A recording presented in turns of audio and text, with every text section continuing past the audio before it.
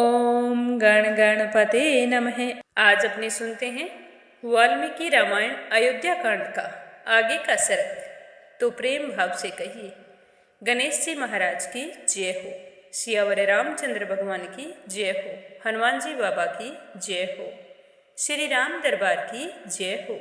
मंथरा के बार बार उकसाने पर कैकेयी ने अपनी बुद्धि से सोचना छोड़ दिया और उसे मंथरा की बातों पर विश्वास हो गया।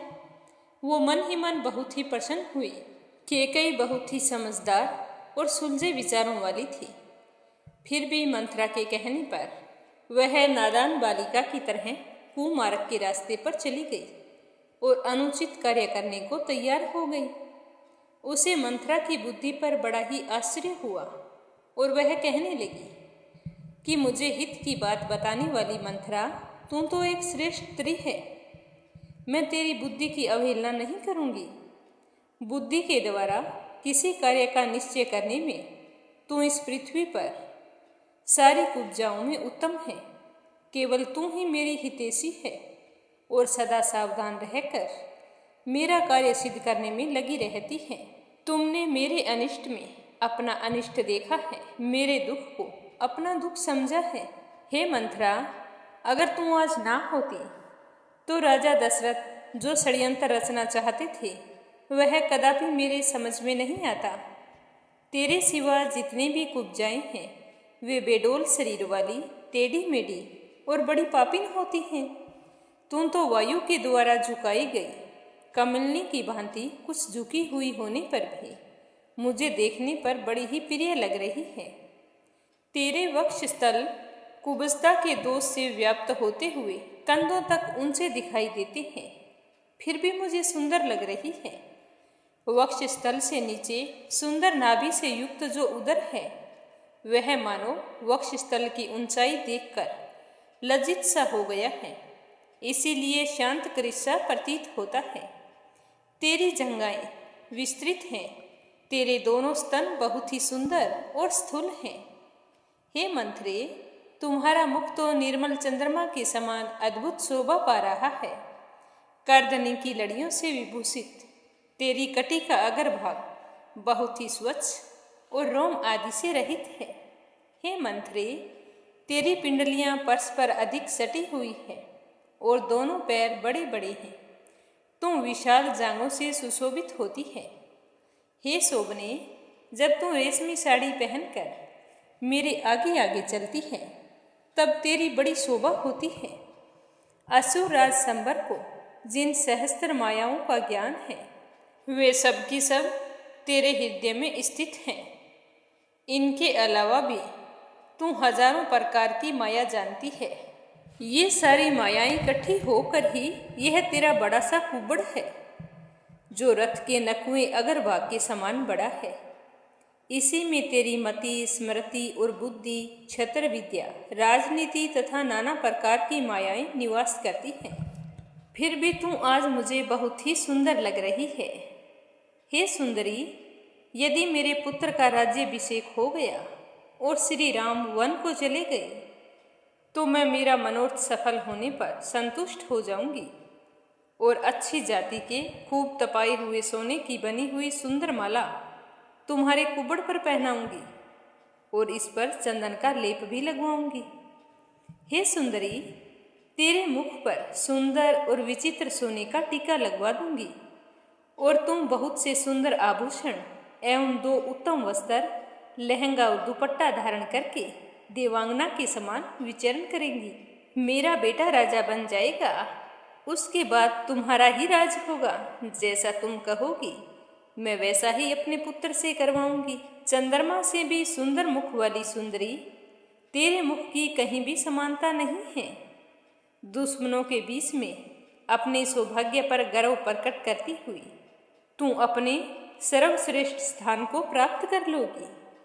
जैसे तू सदा मेरे चरणों की सेवा किया करती है उसी प्रकार समस्त आभूषणों से विभूषित बहुत सी कुब्जाएं तुझ कुब्जा के चरणों की सदा परिचर्या किया करेंगी।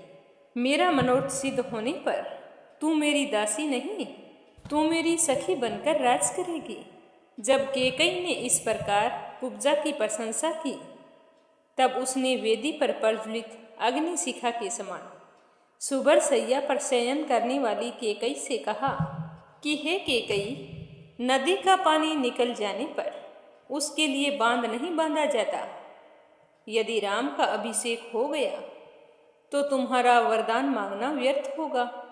अतः बातों में समय ना बिताओ, जल्दी से उठो और अपने कल्याण के लिए कुछ करो।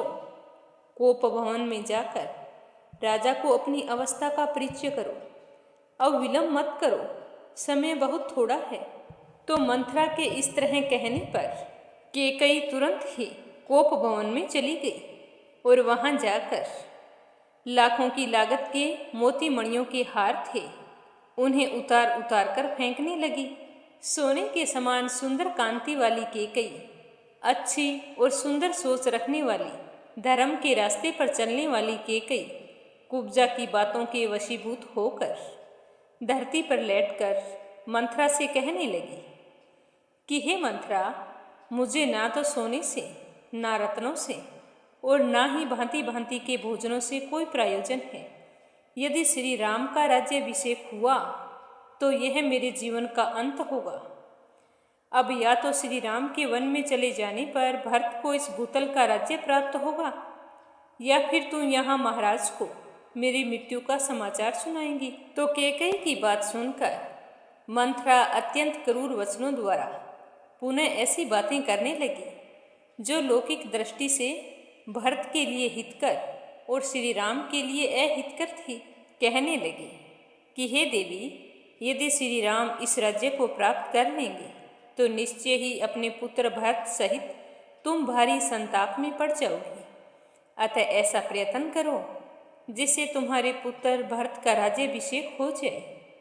इस प्रकार कुब्जा ने अपने वचन रूपी बाणों का बार बार प्रहार करके रानी केकई को अत्यंत घायल कर दिया। तब वह अत्यंत विस्मित और कुपित होकर अपने हृदय पर दोनों हाथ रखकर कुब्जा से बारंबार कहने लगी कि हे कुब्जे, अब या तो रामचंद्र के अधिक काल के लिए वन में चले जाने पर भरत का मनोरथ सफल होगा, या तुम मुझे यहाँ से यमलोक में चली गई सुनकर महाराज को यह समाचार देगी। यदि श्री राम यहाँ से वन को नहीं गए तो मैं भांति भांति के बिछोने, न फूलों के हार, न चंदन, न अंजन, न पान और न अच्छा भोजन और ना ही दूसरी कोई वस्तु लेना पसंद करूँगी। उस दशा में तो मैं यहाँ से इस जीवन को त्याग कर चली जाऊँगी। अगर मेरे मनोरथ पूर्ण नहीं हुए तो मैं सच कह रही हूँ कि मैं अपना जीवन त्याग दूंगी। इस तरह अत्यंत कठोर वचन कहते हुए केकई ने अपने सारे आभूषण उतार दिए और बिना बिस्तर के ही नीचे सीधी जमीन पर लेट गई। उस समय वह स्वर्ग से भूतल पर गिरी हुई किसी किन्नरी के समान जान पड़ती थी। उसका मुख बड़े हुए अमरस रूपी अंधकार से आच्छादित हो रहा था और उसके अंगों से उत्तम पुष्पहार और आभूषण उतर चुके थे। उस दशा में वह उदास मन वाली राजरानी केकई, जिसके तारे डूब गए हों, उस अंधकार आकाश के समान प्रतीत हो रही थी।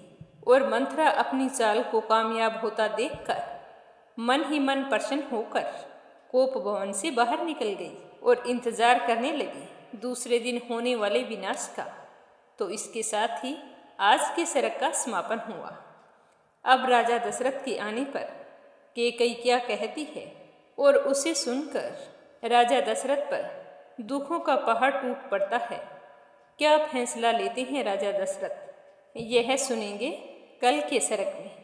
प्रेम भाव से सुनने के लिए आप सभी का बहुत बहुत धन्यवाद। आप सभी से मेरा निवेदन है कि आप अनिर्वेदा चैनल को सब्सक्राइब करें, रोज़ाना प्रस्तुत होने वाले सरग को लाइक करें और ज़्यादा से ज़्यादा श्री राम के भक्तों में शेयर करें। मर्यादा पुरुषोत्तम भगवान श्री राम आपकी सारी मनोकामनाएं पूर्ण करें। प्रेम से बोलो सियावर रामचंद्र भगवान की जय हो।